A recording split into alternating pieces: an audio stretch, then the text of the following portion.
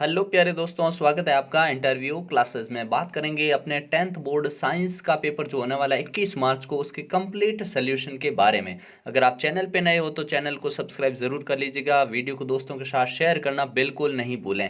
इसके अंदर आपके टोटल 20 क्वेश्चंस हैं, हिंदी और इंग्लिश मीडियम दोनों में। इनके सोल्यूशंस की बात करेंगे, इनको आपको बहुत अच्छे से तैयार कर लेना है। ठीक है, चलिए देखते हैं किस प्रकार के अपने क्वेश्चन हैं और आप आंसर शीट में कैसे उनको लिखोगे।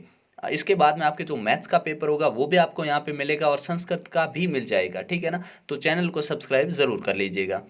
चलिए देखते हैं। सबसे पहले 3.25 घंटे आपको मिलेंगे, 80 नंबर का आपका पेपर आने वाला है। बाकी ये सामान्य निर्देश आपने बाकी एग्जाम में पढ़ रखे हैं, ठीक है, कोई इनको देखने की जरूरत नहीं है। चलते हैं सीधे।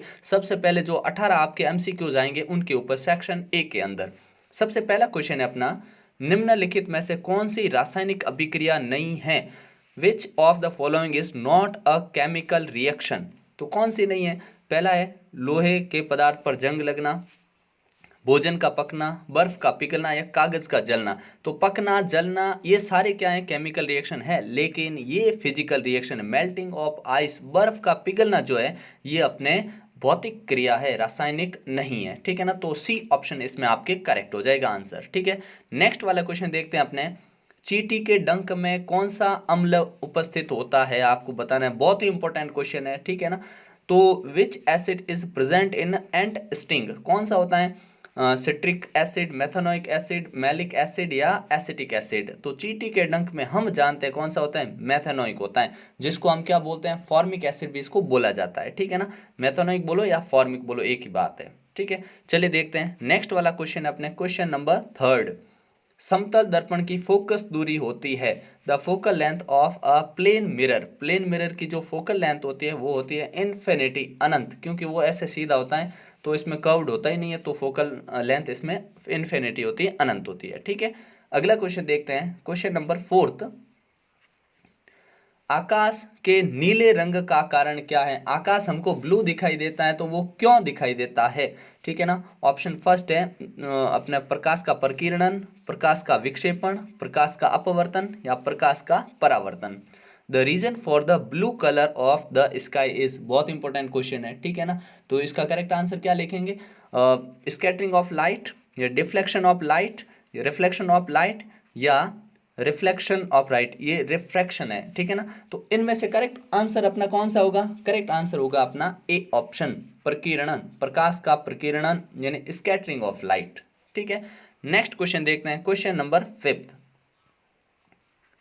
अमीटर को परिपथ में सदा संयोजित किया जाता है। ध्यान रखना, अगर इस पेपर को आपने कंप्लीट देख लिया है तो आपके मार्क्स कहीं नहीं कटेंगे। ठीक है ना, how is an ammeter always connected in a circuit? तो अ मीटर जो होता है ना हमेशा किस में होता है, और वोल्ट मीटर, ये दोनों ही आपको याद रखने। तो अ मीटर हम लगाते हैं हमेशा श्रेणी में यानी सीरीज में, और जो वोल्ट मीटर होता है वो लगता है पैरेलल यानी समांतर में। ठीक है ना, तो हमसे अ मीटर पूछा है, ए मीटर पूछा है, तो सीरीज, ए ऑप्शन यहाँ पे आपके लिए करेक्ट आंसर हो जाएगा। ठीक है, नेक्स्ट क्वेश्चन देखते हैं, क्वेश्चन नंबर है अपना 6।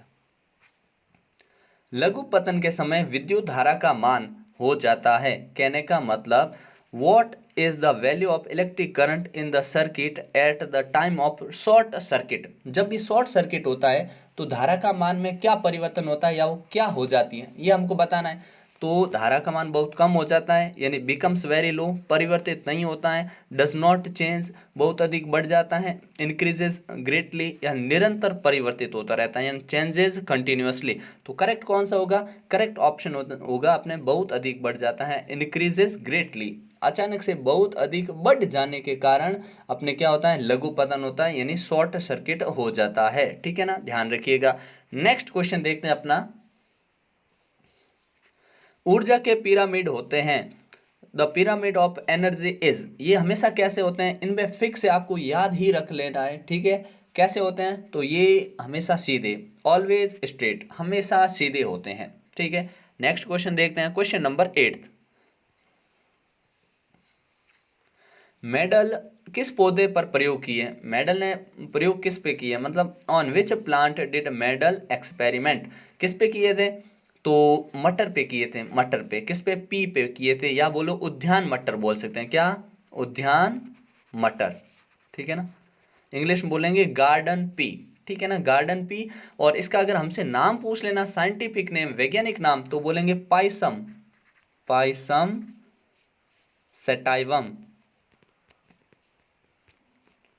याद रखिएगा ये नाम, पाइसम सेटाइवम, ठीक है ना, ये नाम ध्यान रखना आपको, पाइसम सेटाइवम।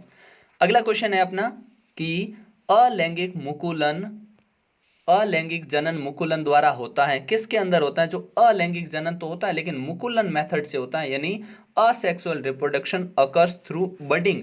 ये बडिंग जो है वो किस जीव के अंदर होता है, ये हमसे पूछा गया है। तो बड़ा ही सिंपल आंसर है इसका, क्या, बहुत बार पढ़ा हमने, हिस्ट। क्या है? हिस्ट के अंदर, ठीक है ना। ऑप्शन अपना बी करेक्ट आंसर हो जाएगा। क्वेश्चन नंबर 10 देखते हैं अपने। मनुष्य में मस्तिष्क का मुख्य सोचने वाला भाग, the main thinking part of the brain is human, in human is, humans में मुख्य जो भाग होता है वो होता है फोर ब्रेन, यानी अग्र मस्तिष्क, ठीक है ना। ए ऑप्शन अपना करेक्ट हो जाएगा। नेक्स्ट क्वेश्चन है अपना, श्वास नली के किस भाग में भोजन का पूर्ण पाचन हो जाता है? In which part of the food pipe does complete digestion of food take place? पूरा जो पाचन है वो किस हिस्से में हो जाता है, ये बताना है। तो ये होता है अपने शुद्धांत्र, शुद्धांत्र बोलो या छोटी आंत, इसको छोटी आंत भी बोलते हैं, ध्यान रखना, ठीक है ना, छोटी आंत, ये भी ऑप्शन हो सकता था। और स्मॉल इंटेस्टाइन, इंग्लिश में होगा स्मॉल इंटेस्टाइन, ठीक है ना। अगला क्वेश्चन देखते हैं, निम्न में से असंतृप्त हाइड्रोकार्बन है, which of the following is an unsaturated hydrocarbon? तो अनसैचुरेटेड हाइड्रोकार्बन कौन सा है? ऑप्शन देखिए, एसिटिलीन, ब्यूटेन, प्रोपेन, मेथेन। ध्यान रखिए, आपको अनसैचुरेटेड पता लगाना हो, असंतृप्त पता लगाना हो, तो इतना ही ध्यान रखिए, जो संतृप्त होता है ना, संतृप्त यानी सैचुरेटेड, उसकी खास बात है कि उसमें हमेशा सिंगल बॉन्ड होता है। क्या होता है? सिंगल बॉन्ड होता है।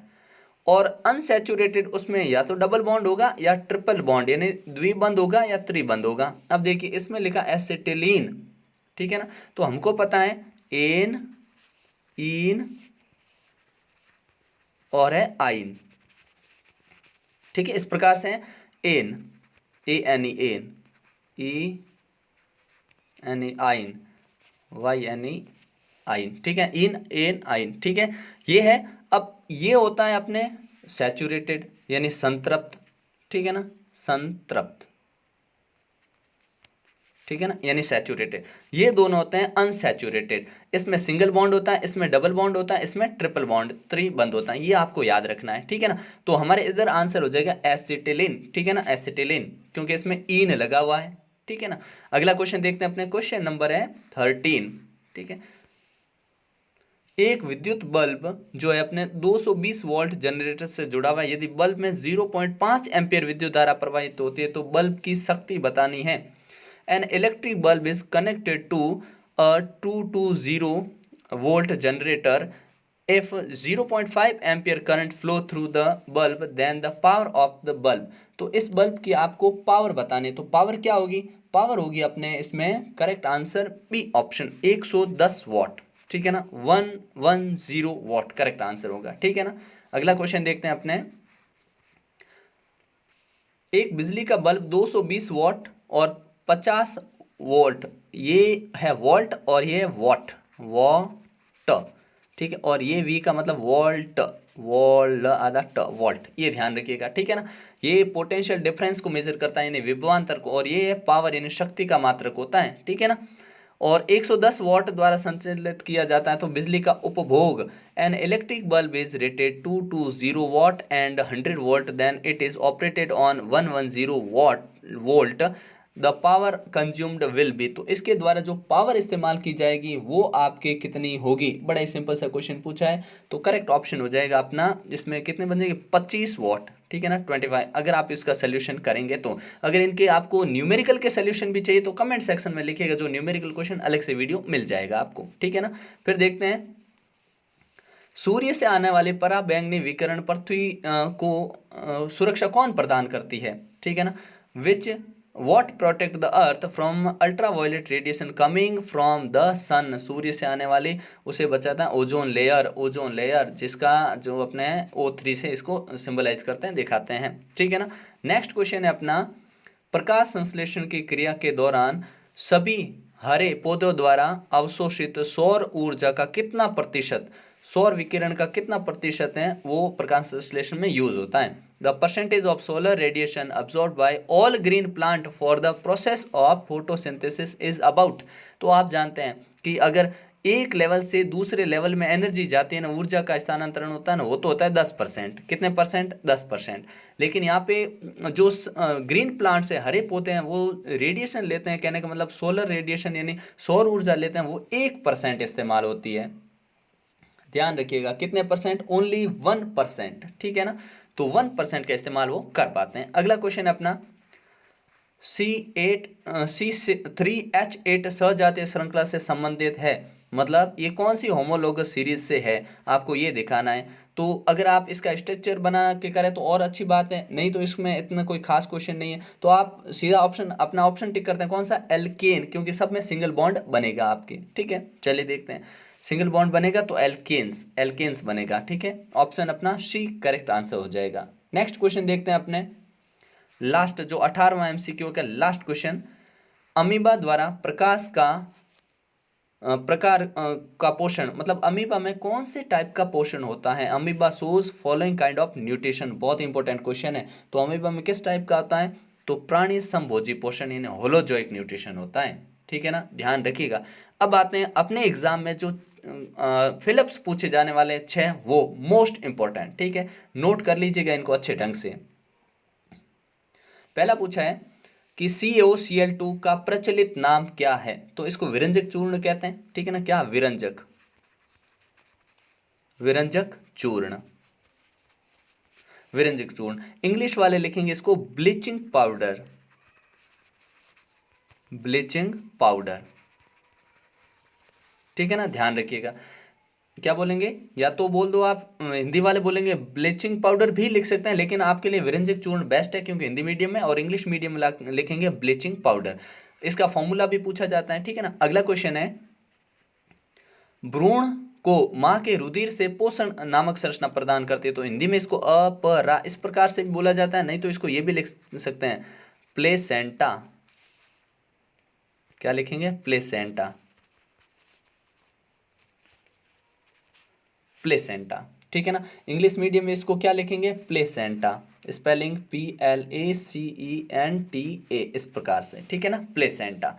ठीक है, नेक्स्ट क्वेश्चन देखते हैं अपना, मिश्र धातु पूछा है, बहुत इंपॉर्टेंट क्वेश्चन है भाई। मिश्र धातु यानी अलॉय बताना है, का उपयोग विद्युत तारों को परस्पर वेल्डिंग के लिए करते हैं, मतलब is used for welding electric wires together. तो ये किसका उपयोग करते हैं हम? यहाँ पे करते हैं हम सोल्डर का, SOLDER, सोल्डर। हिंदी वाले लिखेंगे सोल्डर, यही लिखना है आपको, सोल्डर। ठीक है, अगर ये पूछा होता ना हमसे कि ये शोल्डर मिश्र धातु किसका है, तो ये SN, tin plus PB, lead का होता है। ठीक है ना, ये इसका अलॉय है, मिश्र धातु है। ठीक है, अगला क्वेश्चन देखते हैं अपने, लेंस सदैव छोटा और आभासी और सीधा प्रतिबिंब बनाता है, dash a lens always form a small virtual and erect image. तो ये कौन सा है? तो ये कॉनकेव है। कौन सा? Concave lens. ठीक है ना, हिंदी में बोलेंगे अवतल, अवतल लेंस। ठीक है, नेक्स्ट क्वेश्चन देखते हैं अपना, तंत्रिका तंत्र की प्रमुख इकाई, the main unit of nervous system is. तो कौन सी होती है? इसको बोलेंगे न्यूरॉन। क्या बोलेंगे? Neuron, neuron. ठीक है ना, स्पेलिंग भी लिख लीजिए, NEURON, न्यूरॉन। ठीक है ना, नेक्स्ट क्वेश्चन देखते हैं अपना, अधिक विभवांतर प्राप्त करने के लिए अपने को अगर potential difference to obtain more potential difference cell are connected in dash sequence, कौन से क्रम में हम लगाते हैं? तो इसको लगाते हैं, ज्यादा लेना हो तो सीरीज, सीरीज में ध्यान रखना, यानी सीरीज को हम क्या बोलेंगे? सीरीज को हम हिंदी में श्रेणी क्रम बोलेंगे, श्रेणी क्रम। ठीक है, दूसरा, अगर हमको कम चाहिए होता विभवांतर यानी पोटेंशियल डिफरेंस लेस चाहिए होता, तो हम इसको किस में लगाते हैं? पैरेलल में, पैरेलल सीक्वेंस में लगाते थे, यानी पैरेलल मतलब हम इसको या तो समांतर बोल सकते हो, नहीं तो पार्श्व क्रम में लगा सकते थे। ठीक है, अगला जो अपना क्वेश्चन रहेगा, 12 एक नंबर के क्वेश्चन है आपके, इनका आंसर आपको देना है। Very short answer type question है, अति लघुत्तरात्मक प्रश्न है, इसके अंदर 12 क्वेश्चन है। ठीक है, चलिए देखते हैं। पहला क्वेश्चन है, मनुष्य में आयोडीन की कमी से कौन सा रोग होता है? तो मनुष्य में आयोडीन की कमी से होता है घेंगा रोग। घेंगा घेंगा रोग होता है। और इंग्लिश मीडियम के विद्यार्थी वो लिखेंगे गोइटर, GOITRE, गोइटर। ठीक है ना, गोइटर। इस टाइप से आपको आंसर देना है। बहुत इंपॉर्टेंट क्वेश्चन है, अगर आप मिस कर दिया आपने तो बहुत ज़्यादा नुकसान होगा। ठीक है, चलिए देखते हैं। सेकेंड क्वेश्चन है, अम्ल का जलीय विलयन विद्युत का चालन करता है क्यों? देखिए, जो भी why does aqueous solution of acid conduct electricity, तो एसिड इलेक्ट्रिसिटी इसलिए कंडक्ट करता है, कोई भी चीज़ जलीय विलयन होता है ना, वो इसलिए कंडक्ट करता है क्योंकि उसमें H+ और OH- आयंस उपस्थित होते हैं। तो in presence of H+ ions and OH- ions acidic solution of क्या बोलेंगे, aqueous solution of acid conduct electricity. किनके? इनके कारण, उपस्थिति कारण। हिंदी मीडियम के विद्यार्थी लिखेंगे H+ और OH- आयन उपस्थिति के कारण कोई भी जो अम्लीय विलयन है ना, वो अम्लीय में H+ ज्यादा होते हैं, ठीक है ना, OH भी होते हैं लेकिन H+ ज्यादा होते हैं, ठीक है ना, इसलिए विद्युत का चालन करता है। अगला देखते हैं क्वेश्चन। डीएनए की फुल फॉर्म पूछी है हमसे, ठीक है ना, तो देखिए DNA, what is the full form of DNA? DNA की फुल फॉर्म पूछी है तो क्या होता है, D oxy ribo deoxyribo nucleic अम्ल।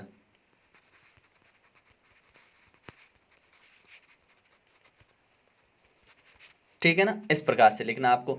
इंग्लिश में कैसे लिखेंगे, डी ऑक्सी राइबो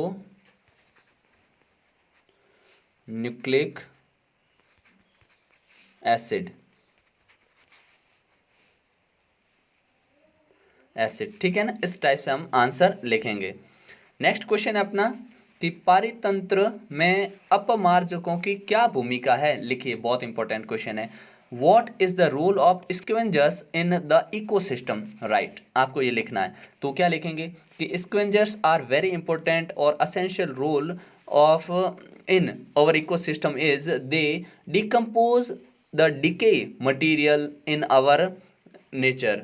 अपने नेचर में जो भी क्या है, डिके मटीरियल्स हैं, चाहे डेड मटीरियल्स हो, चाहे डिके हो, चाहे प्लांट हो, एनिमल, उन सभी को क्या डिकम्पोज करने का काम होता है स्क्वेंजर का। हिंदी में बोलेंगे अपमार्जक सड़े गले पेड़ पौधे मृत जीवों को क्या करते हैं, अपघटित करके पर्यावरण को शुद्ध रखते हैं। बस आपको इतना लिखना है इसके अंदर आंसर। अगला क्वेश्चन देखते हैं अपने, गुणसूत्र क्या होते हैं और इनके कार्य क्या होते हैं? तो बहुत इंपॉर्टेंट है। What are chromosome and right its function?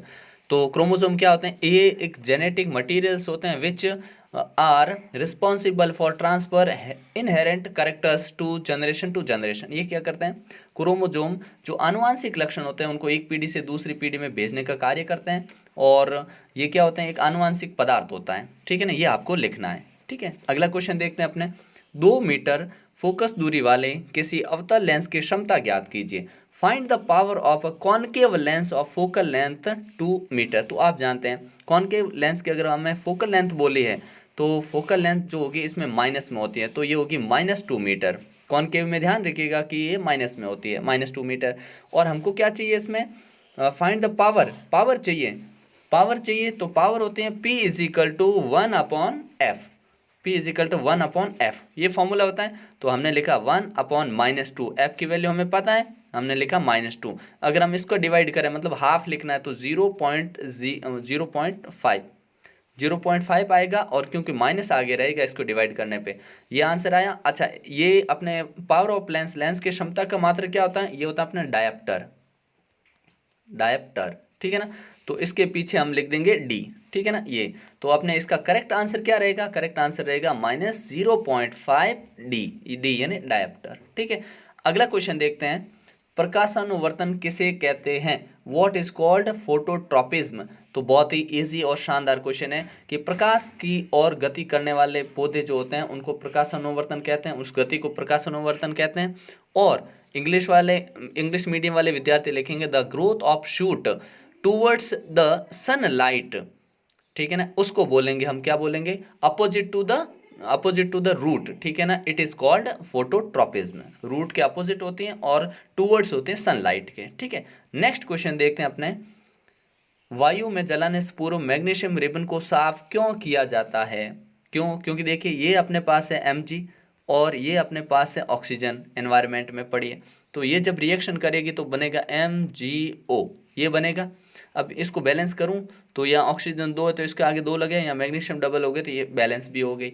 अब क्योंकि ये मैग्नीशियम है, ऑक्सीजन से रिएक्ट करता है तो इट फॉर्म्स मैग्नीशियम ऑक्साइड, तो ये मैग्नीशियम ऑक्साइड बना लेता है। जैसे ये जलेगा नहीं तो इससे पहले रेगमाल से साफ किया जाता है ताकि इसके ऊपर जो डिपॉजिट हो रखी है ऑक्साइड की लेयर वो हट जाए। तो मैग्नीशियम रिबन को साफ इसलिए करते हैं ताकि उसके ऊपर की ऑक्साइड की परत हट जाए, ठीक है ना, ये ध्यान रखना।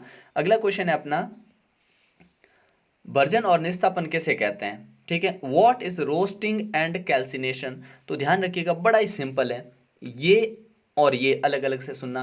पहले दोनों ही हाई टेम्परेचर पे होते हैं, उच्च तापमान पे होते हैं। भर्जन जो होता है ये अपने यूज करते हैं हम किसके लिए? अपने सल्फाइड, क्या?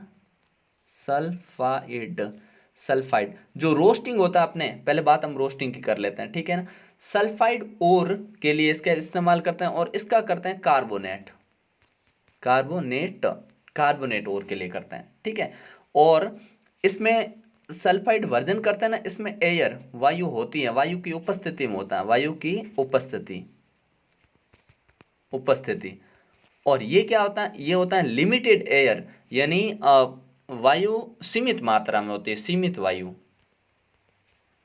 सीमित वायु। बस आपको इतना ही ध्यान रखना है इनमें, ठीक है ना। तो याद क्या रखेंगे कि रोस्टिंग सल्फाइड ओर के लिए, और ये हो गया अपने कार्बोनेट ओर के लिए, ठीक है। और रोस्टिंग के लिए एयर रहेगी इन प्रेजेंस ऑफ एयर, ये रहेगी limited air in presence of limited air, दोनों ही उच्च तापमान पे होती है, ये ध्यान रखिएगा, ठीक है। अगला क्वेश्चन देखते हैं, क्लोर सार अभिक्रिया से आप क्या समझते हैं? ये बहुत ही इंपॉर्टेंट क्वेश्चन है आपके लिए, क्लोर सार अभिक्रिया।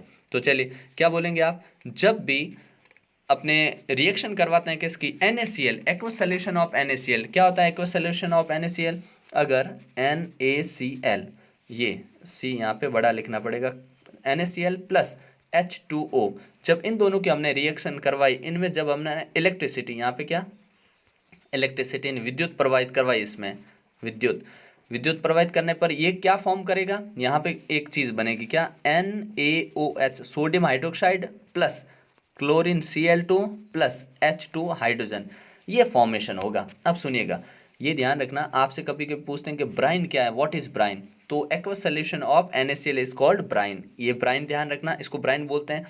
जब हम इस ब्राइन के अंदर इलेक्ट्रिसिटी फ्लो करवाते हैं, विद्युत धारा प्रवाहित करवाते हैं, तो एक सोडियम हाइड्रोक्साइड बनता है, एक क्लोरीन गैस निकलती है और एक अपने H2 हाइड्रोजन गैस निकलती हैं। तो ये अपने क्या कहलाता है? क्षार, ठीक है ना, एल्किली। और ये क्या है? Chlorine gas. क्षार और क्लोरीन गैस निकलने के कारण इसको क्लोर क्षार, यानी एल्किली और क्लोर होने के कारण, ये क्लोर है ये एल्किली है, इसी कारण इसको क्लोर एल्किली रिएक्शन कहते हैं। तो आपको ये रिएक्शन भी आनी चाहिए और इसको रिएक्शन को जैसे हमने यहाँ पे सिंबल में लिखा, डेफिनेशन भी लिखनी आनी चाहिए।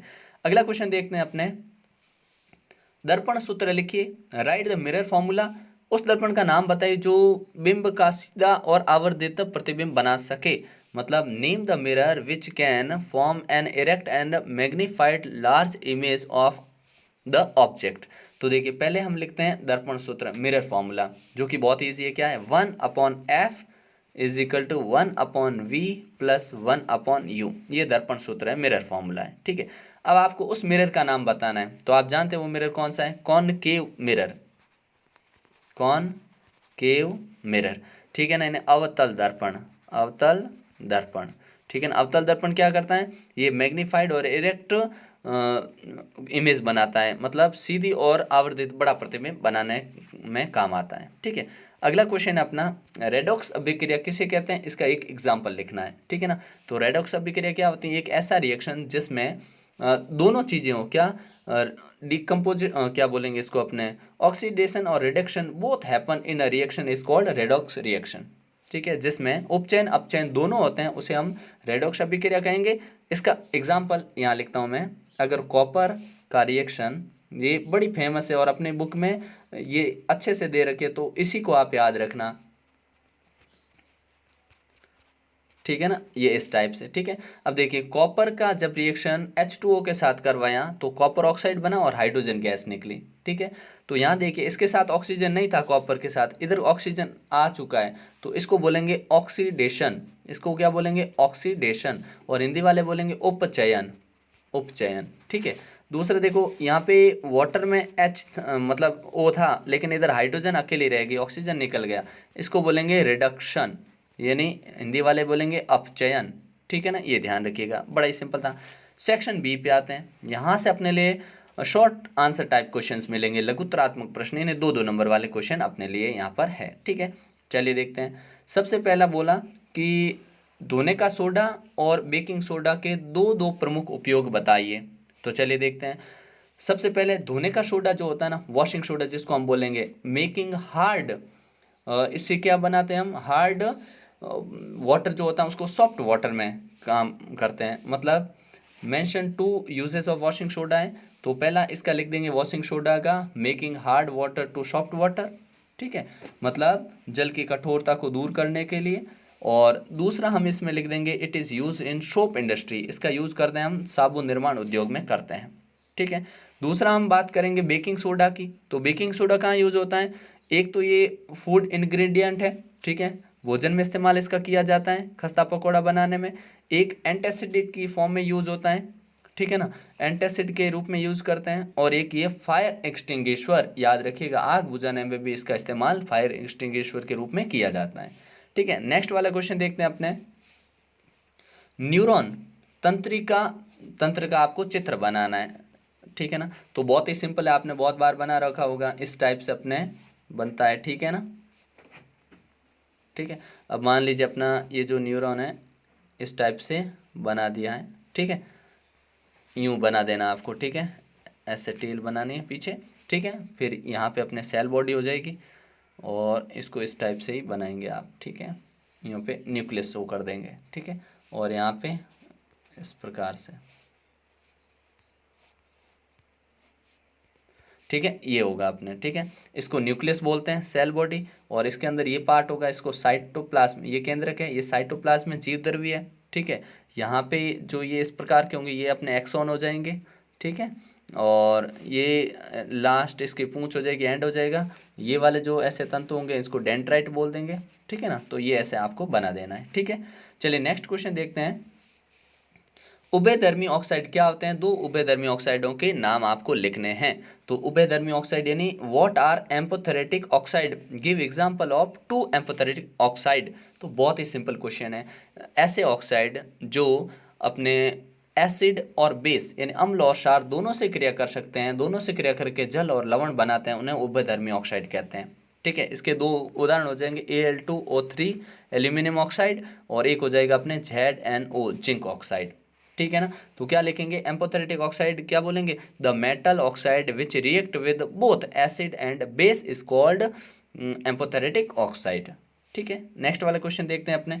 जाइलम और फ्लोएम में वहन में क्या अंतर है? वहन मतलब कौन किधर चलता है, बस यही बताना है, बाकी आपको अंतर नहीं बताना है कि जाइलम कैसा है फ्लोएम कैसा, आपको वहन के तौर पे बताना है। तो देखिए, what is the difference in transportation of substance between xylem and phloem? तो ध्यान रखिए, जाइलम से हिंदी मीडियम के बच्चे याद रखेंगे जल, फ्लोएम से याद रखेंगे फूड, फूड यानी भोजन। ठीक है, तो जाइलम जो होता है अपने, xylem transports water and minerals. ठीक है ना, जाइलम जल और खनिज लवण का वहन करता है। और फ्लोएम, फ्लोएम जो होता है ट्रांसपोर्ट फूड, ये भोजन का वहन करता है। ठीक है, दूसरा इसका लिखेंगे, जाइलम जो होता है वो होता है यूनिडायरेक्शनल। क्या होता है? एक दिशीय, एक दिशीय, एक दिशीय होता है, मतलब यूनिडायरेक्शनल, डायरेक्शनल, यूनिडायरेक्शनल होता है। और अपने फ्लोएम क्या होता है? ये होता है मल्टी डायरेक्शनल, यानी बहुदिशीय, मतलब सभी दिशाओं में ये भोजन को भेजता है। जबकि पानी जो हो जाता है ना, सिर्फ नीचे से ऊपर ही जा सकता है, ऊपर से नीचे वापस नहीं आ सकता। ठीक है ना, अगला देखते हैं अपने। लैंगिक अलैंगिक जनन में अंतर स्पष्ट कीजिए। Explain the difference between asexual and sexual reproduction. बहुत इंपॉर्टेंट क्वेश्चन है। ठीक है, तो आप जानते हैं अलैंगिक जनन में एक पेरेंट्स की ज़रूरत होती है, मतलब एक जनक की आवश्यकता होती है, और लैंगिक जनन में दो जनकों की आवश्यकता होती है। Required two parents are involved in this process, ठीक है। अलैंगिक जनन में सेम काइंड ऑफ स्पीसीज बनती है या प्रोडक्शन होता है या डॉटर सेल होती है, सेम टू सेम होती है। अलैंगिक और लैंगिक यानी सेक्सुअल रिप्रोडक्शन में वेरिएशंस आती है, आइडेंटिकली अपने वेरिएशंस आती है, ठीक है ना। ये आपको ध्यान रखना है, ठीक है। अगला क्वेश्चन है, मेंडल द्वारा मटर मटर के पौधे का ही प्रयोग क्यों किया गया? मटर के पौधे को मेंडल ने क्यों चुना था? Why was P plant selected for Mendel's experiment? क्यों चुना था? तो सीधा सा आंसर लिखेंगे।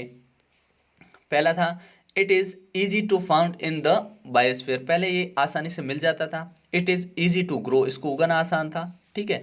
और it has short life span, इसका जीवन काल छोटा था, ठीक है। इसका जीवन काल क्या था? छोटा था। और इन दिस, इसके अंदर हम इजीली पॉलिनेशन और सेल्फ पॉलिनेशन करवा सकते थे, ठीक है ना। यानी स्वपरागण और पर परागण इसमें दोनों संभव था, ठीक है। ये आपको आंसर लिखना है। अगला क्वेश्चन देखिए, किसी अंतरिक्ष यात्री को आकाश नीले की अपेक्षा काला, मतलब why does the sky appears black instead of blue an astronaut, black की जगह ब्लू क्यों दिखता है उसको? तो आप जानते हैं, because there is no atmosphere, या in absence of atmosphere, absence नहीं होता, मतलब अब्सेंस होता है किसका? एटमॉस्फियर, एटमॉस्फियर होता ही नहीं है अपने स्काई आसमान में, अब कोई वातावरण नहीं होने के कारण वहाँ पे प्रकाश का परावर्तन नहीं होता है, जिसके कारण कि अंतरिक्ष यात्री को आकाश है वो काला दिखाई देता है। अगला क्वेश्चन 11th है अपना, जिसमें अपने को क्या करना है? व्यवस्था आरेख बनाना है, जिसमें अपने को 2 वोल्ट के 3 सेल लेने हैं, 3 सेल्स ऑफ 2 वोल्ट, ठीक है, ये बोला इसने। बैटरी लेनी है अपने को, और 5 ओम का एक प्रतिरोध है, ठीक है ना। 5 ओम का रजिस्टर है, 8 ओम का है और 12 ओम का है। प्लग कुंजी दिखानी, और श्रेणी क्रम यानी इसको हमको कंबाइन करना है सीरीज में, सिर्फ अपने को ये बनाना है। तो किस प्रकार से बनाएंगे, देखिए यहाँ बनाते हैं। सबसे पहले ये हमने बना दिया के मतलब यहाँ पे हमने कुंजी बना दी, यानी इसके लिए प्लग बना दिया। फिर हमने इस प्रकार से बनाया इसको, यहाँ पे हम बैटरी लगाएंगे 2 वोल्ट की 3 बैटरी, ये अपनी फर्स्ट, ये अपनी सेकेंड, ये अपनी थर्ड, ठीक है। इसको इस टाइप से हम कनेक्ट कर देंगे, ठीक है।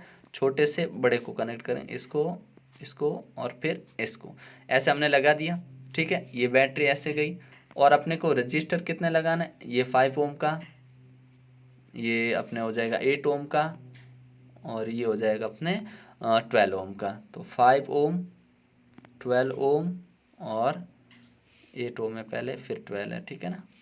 8 ओम और ये हो जाएगा 12 ओम, ये हो गया अपना बैटरी, ठीक है। ये 2 वोल्ट की 3 बैटरी है, टोटल 6 वोल्ट की लगी है, ठीक है। इस प्रकार से आपको बनाना है, ठीक है। इसमें आपको को अमीटर बोलते तो हम यहाँ पे अमीटर लिख देते हैं यहाँ पे, और हमको वोल्ट मीटर बोलते तो यहाँ पे हम वोल्ट मीटर लिख देते हैं, क्योंकि ये सीरीज में लगता है और ये पैरेलल लगता है, ठीक है ना। ये बात कर चुके हैं हम, ठीक है।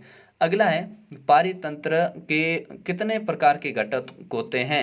नाम लिखिए। How many type of components there are ecosystem? 2 type के होते हैं, क्या होते हैं? जैविक, जैविक घटक, क्या होते हैं अपने? जैविक घटक और अजैविक घटक, ठीक है ना। यानी बायोटिक, अबायोटिक, ठीक है ना। ये आपको ध्यान रखना। अब दूसरा नाम बोला था तो आपको लिखना 2 टाइप्स के होते हैं और नाम ये पढ़े, बस आपको मार्क्स मिल जाएंगे 2 पूरे, ठीक है।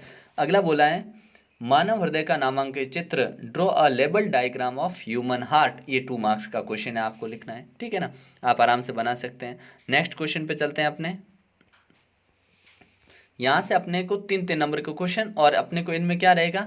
अपने को इनमें ऑप्शन मिला हुआ रहेगा, कोई दिक्कत वाली बात है नहीं। मतलब 14 में हम चाहें तो ये वाला अटेम्प्ट करें तो अच्छी बात है, नहीं तो इसके और में मिलेगा अपने को एग्जाम में, ठीक है। ये वाला भी कर सकते हैं, ठीक है।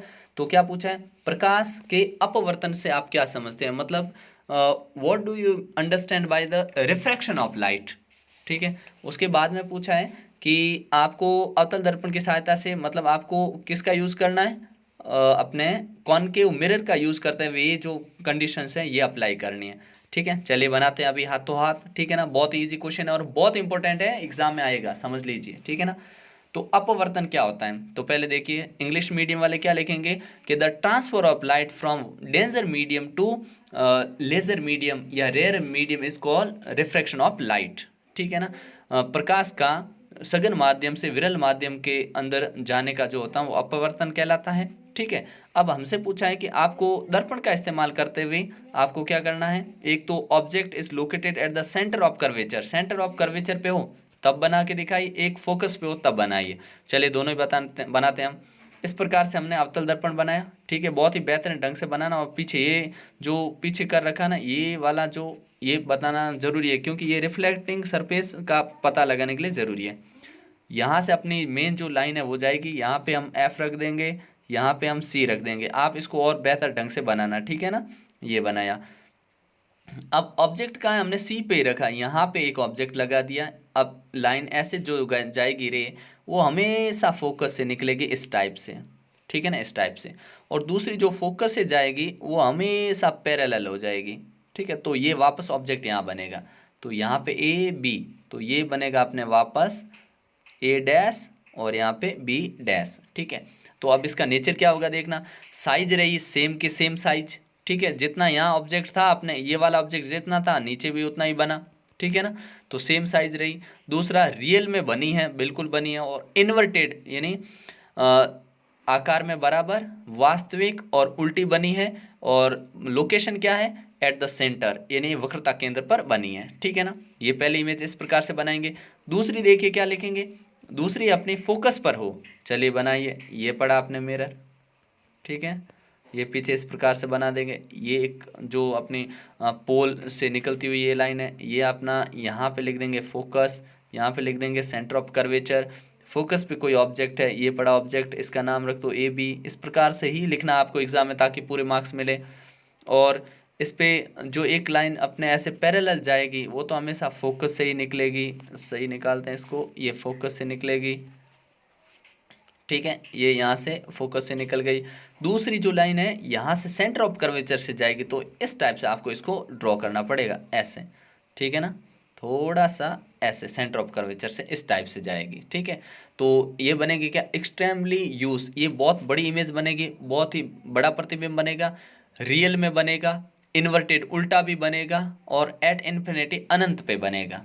ठीक है ना, तो इसका नेचर भी बता दिया, दोनों का आकार बता दिया, प्रकृति बता दी। ठीक है ना, अगला क्वेश्चन देखते हैं अपने। इसमें अम्ल वर्षा क्या है और यह पर्यावरण को कैसे प्रभावित करते हैं। आप जानते हो जब भी अपने इसका पीएच का मान 5.5 से कम हो जाए उसे हम अम्ल वर्षा कहते हैं। ठीक है, वर्षा जल का पीएच 5.5 से कम हो जाए उसे अम्ल वर्षा कहते हैं। यह पर्यावरण को कैसे प्रभावित करती है कि इससे वनस्पतियां नष्ट हो जाती हैं, स्किन कैंसर होता है, और जो अपने ताजमहल है उसका कलर भी खराब हो रहा है। ठीक है ना, ये वाला आंसर आप लिख सकते हो। अगला क्वेश्चन था आपने क्वेश्चन नंबर 15। ये बहुत इंपॉर्टेंट क्वेश्चन है और बहुत मतलब इसको अच्छे ढंग से आप देखना, ठीक है ना, ताकि ये क्वेश्चन आपके गलत नहीं हो। चलिए किस प्रकार करेंगे कि draw the structure of following compounds, आपको यौगिकों के संरचना सूत्र बनाना है। पहला है एथेनोइक एसिड, तो एथेनोइक एसिड का फॉर्मूला होता है CH3COOH, ये होता है। ठीक है, अब इसको बनाएंगे कैसे, तो एथेनोइक एसिड के लिए कार्बन यहाँ पे हम लिखेंगे 1 2, फिर यहाँ लिख देंगे OH, इसमें जुड़ेगा। ठीक है ना, OH है, OH जोड़ दिया। ठीक है, और फिर C पे यहाँ पे आप लगाओगे डबल बॉन्ड। ठीक है, और यहाँ रहेगा अपने H H और H। ये इस प्रकार के, अब अगर आपने एथेनोइक एसिड बनाया तो आपके एकदम करेक्ट होगा। ठीक है ना, ये H, इधर H है, ठीक है ना, और इधर भी अपने H जुड़ा हुआ है। ठीक है, अब देखिए CH3 था तो ये C और H3 इसमें हमने ये लगा दिया, फिर CO यहाँ पे लगाया COOH। ठीक है, इसमें ओइक जुड़ा हुआ है ना, इसलिए कार्बोक्सिलिक अम्ल जुड़ा हुआ उसके कारण ओइक। ठीक है ना, उस हिसाब से हमने ये जोड़ा हुआ इसमें प्रतिस्थापित समूह। ठीक है, ये हो गया अपना इसका। तो संरचना सूत्र आपका इसका बिल्कुल ऐसे बनाओगे, C और फिर OH लगा दो इधर, और यहाँ डबल बॉन्ड पे O है, और यहाँ सब जगह क्या आपने H है। तो ये इसका फॉर्मूला आपको एग्जाम में बनाना है। ठीक है ना, अगला देखते हैं अपने। नेक्स्ट है ब्रोमोपेंटेन। ब्रोमोपेंटेन, तो ब्रोमोपेंटेन किस प्रकार बनाएंगे, देखिए मैथ एथ प्रोप और ब्यूट। ब्रोमोपेंट है ना, मैथ एथ और लिख देंगे अपने एक और कार्बन लगा दिया। अब ब्रोमो लगाना है तो ब्रोमो हम यहाँ लगाएंगे हाइड्रोजन इधर लग जाएंगे। जो यहाँ कर रखा ना, इसका मतलब सिंपली नहीं लिखा तो हाइड्रोजन होगा, ये मानिएगा, ठीक है। ये सिंगल बॉन्ड है, यहाँ लगा हमने बी आर लगाया, ठीक है। यहाँ पे single bond single bond single bond single bond, सब पे हाइड्रोजन लगा देंगे, ठीक है। ये क्या हो जाएगा अपना ब्रोमोपेंटेन, ठीक है ना। अगला देखते हैं, अपने नेक्स्ट क्वेश्चन है जिसमें करना है अपने को ब्यूटेनॉन। ब्यूटेनॉन तो इसको कैसे दिखाएंगे ब्यूटेनॉन को, इसके लिए लिखेंगे अपने ब्यूटेनॉन के लिए कार्बन सीरीज बना लेते हैं। पहले 4 कार्बन होंगे, ठीक है। और इस पे हाइड्रोजन यहाँ ऐड कर रखे हैं हमने, हाइड्रोजन यहाँ पे डबल बॉन्ड के साथ ऑक्सीजन है, ठीक है। यहाँ पे हाइड्रोजन है फिर से, और यहाँ सब जगह हाइड्रोजन है। तो ये सिंपल सा फॉर्मेशन इसका है, ठीक है ना, ये ध्यान रखिएगा। अगला है हेक्सानल। तो हेक्सानल कैसे बनाएंगे, फॉर्मूला आप जानते हो C5H11 और CHO, ये होता है इसका फॉर्मूला, ठीक है। तो कैसे बनाएंगे देखिए कि यहाँ पे C5 1 2 3 4 और 5 कार्बन है, ठीक है। इधर बनेगा नहीं, 1 2 3 4 5, ठीक है। अब इसके साथ हम सिंपली एक हाइड्रोजन ऐड कर देंगे, ये हाइड्रोजन लगा दिया। इसके डबल बॉन्ड के साथ हमने O लगा दिया, ठीक है। और फिर हमने, क्योंकि हेक्सानल है ना, तो 6 कार्बन लगाएंगे, ठीक है, 6 कार्बन, ठीक है, लगा दिया। और अब सबके साथ हम ये यहाँ हाइड्रोजन जोड़ देंगे, ठीक है। और कुछ नहीं करना, सबके साथ हाइड्रोजन ऐड हो जाएगा, ठीक है। ये आपको ध्यान रखना इतना सा, बाकी सबके साथ हाइड्रोजन लगा दें, ये हो जाएगा अपना हेक्सानल। अगला देखते हैं धातुओं और अधातुओं के भौतिक गुणों में अंतर। तो ये बड़ा सिंपल है, आपको फिजिकल प्रॉपर्टी ऑफ मेटल और नॉन मेटल, ठीक है ना। धातु जो होते हैं कठोर होते हैं, ये कठोर नहीं होते हैं, ठीक है। विद्युत के सुचालक होते हैं, ये नहीं होते हैं, ठीक है। सॉलिड होते हैं, सॉलिड नहीं होते हैं। लिक्विड और गैसेस स्टेट में होते हैं, नॉर्मली गैसेस में ही होते हैं, ठीक है। और ये गुड कंडक्टर होते हैं, हीट इलेक्ट्रिसिटी के, ये नहीं होते हैं, बैड कंडक्टर होते हैं, ठीक है ना।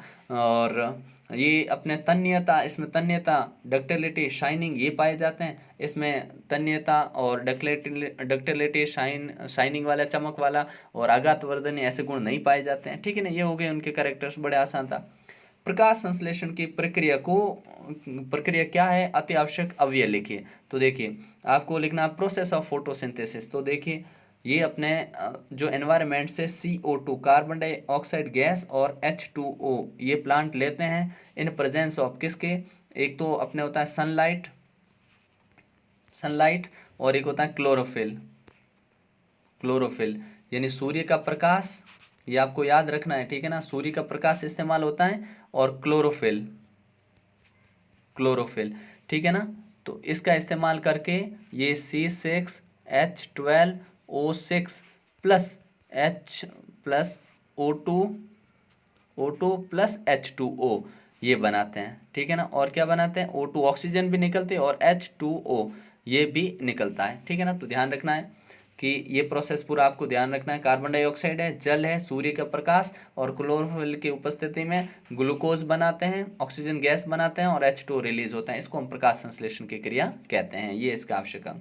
विद्युत धारा के रासायनिक प्रभाव उदाहरण सहित बताने की कहाँ यूज करने, मानव नेत्र का आपको चित्र बनाना है, मेंडल के वंशागति के नियमों की आपको व्याख्या करनी है, ठीक है। बड़ा ही सिंपल क्वेश्चन है, इसमें इतना ज़्यादा कुछ है नहीं। फिर अपने 4 नंबर के 3 क्वेश्चन जो आने वाले सेक्शन डी में, वो देखिए। आपसे पूछा है कि एल्यूमिनियम का प्रयोग रेल लाइनों को जोड़ने के लिए किया जाता है, तो इसमें से वो कौन है जिसका हम यूज़ रेल लाइनों को जोड़ने के लिए करते हैं। तो आपको ये पता होना चाहिए क्या होता है, Al लिखता हूँ मैं, Al2O3 प्लस इसको ऐसे बनाएंगे Fe2O3। जब इसकी रिएक्शन हम एल्यूमिनियम के साथ करवाते हैं तो हमारे लिए एक चीज़ बन के आती है सामने, क्या कि Al2O3 प्लस Fe यहाँ अलग हो जाता है, तो ये रिएक्शन होती है, ठीक है ना। क्या फेरिक ऑक्साइड है, एल्यूमिनियम से रिएक्शन करता है तो एल्यूमिनियम ऑक्साइड बनता है और आयरन अलग हो जाता है। तो आपसे पूछा उस यौगिक का नाम, तो वो एल्यूमिनियम के साथ कौन सा होगा, ये यौगिक होगा और एल्यूमिनियम, इन दोनों का यूज़ करेंगे, ठीक है। दूसरा इस अभिक्रिया का नाम क्या है, तो इसका नाम है थर्मिट रिएक्शन। क्या है, थर्मिट अभिक्रिया इसका नाम है, ठीक है। और रासायनिक समीकरण देना तो ये समीकरण भी लिख दिया है, ठीक है। तो ये आंसर हो गया, इसका आंसर अच्छे से लिख देना। अगला है शब्द समीकरण है, इनको आपको लिखना है। तो देखिए पहला बोला है तनु सल्फ्यूरिक अम्ल दानेदार जिंक के साथ अभिक्रिया करता है, मतलब dilute sulphuric acid reacts with granular zinc. तो क्या लिखेंगे, जिंक Zn लिख दिया प्लस H2SO4 इसकी रिएक्शन करवाई किससे, ये जब इन दोनों की रिएक्शन होती है तो क्योंकि हाइड्रोजन ये कम रिएक्शन है और ये रिएक्टिव ज़्यादा रिएक्टिव है तो इसको हटा देगा, तो बनेगा अपने ZnSO4 प्लस H2। ठीक है ना, ये रिएक्शन इस प्रकार से आपको लिखनी थी। अब ये बैलेंस्ड है इसलिए बैलेंस इसको करने की ज़रूरत नहीं है। अगला देखिए, तनु हाइड्रोक्लोरिक अम्ल आपने कहा ठीक है, और किसके साथ, मैग्नीशियम के साथ, मैग्नीशियम के साथ करवाइए। तो मैग्नीशियम होता है अपने Mg प्लस, और ये क्या होता है, HCl होता है। ठीक है, जब इसकी रिएक्शन होगी तो MgCl2 प्लस H2 बनेगा। ठीक है, इसको बैलेंस करना है तो बैलेंस करने के लिए खाली यहाँ आप 2 लगा दीजिए, बाकी बैलेंस है पूरा। ठीक है ना, इस प्रकार से अपना आंसर हो गया। अगला क्वेश्चन देखते हैं अपने,